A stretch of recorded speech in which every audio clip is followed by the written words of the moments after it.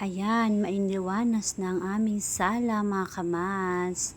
Bago yan ay akin munang pinalitan yung mga sapin ng aming upuan. Ayan na, sinimulan ko na.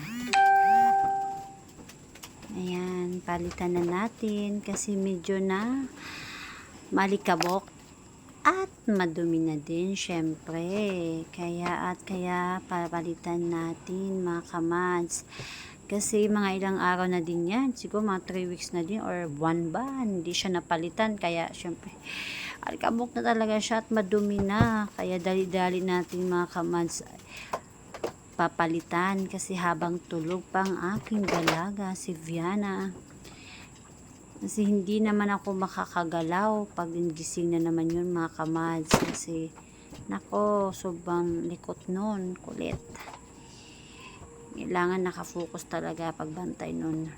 Ayan, dali-dalian natin mga kamads. Bibihisan natin ating sopa para maging fresh, at hindi lang tayo maging fresh, pati din sila syempre, para dagdag maaliwanas ang ating bahay. Kasi mainit talaga siya pag mainit talaga ang bahay pag madumi yung ating mga paligid. Totoo yun. At ngayon isusunod kayong mga damit na aming pundas sa sopa. Ayan, palitan na natin siya kasi syempre alikabok at madumi na din yan. Pareho lang yan sila. Yan, papalitan natin. Yan, iba-iba pa naman ang kulay ng aking damit na aking punda. Ayan.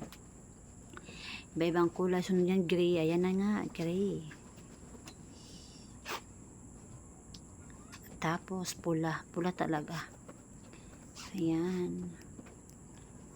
Wala na tayong pambili kasi pag makasahod na. Charot. Ayan, pagkatapos nyan ay susunod ko naman ang aming misa. Ayan. Ito na. Ayan, dahil natin linisan bago natin ilagay ang sapi ng misa. Syempre yung pila lang siyang maliit, pang dagdag palamuti lang sa misa. Ayan, ilalagay na natin. Ayan siya mga kamads. Tapos niyan, puntahan ko muna aking luto. Ay baka nasunog. Wala na kaming ulamin sa aming agahan, mga kamads. Ayan, pagkatapos niyan ay magbabacuum pala ako. Ayan na, sinimulan ko na mag-vacuum. Sige, tuwad pa more. Ayan.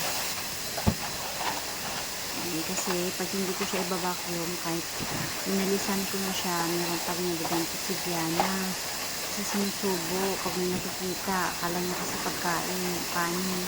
Kaya yan, ang nanay naman kailangan natin linisin kasi mahirap na makain kung ano-ano, kahit ang ipit kung ano man dyan, baka kung ano makain, mahirap na, diba?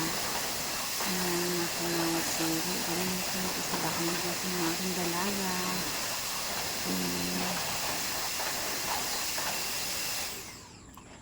Tapos yan, tanggalin natin at ililigpit na natin. Maraming salamat sa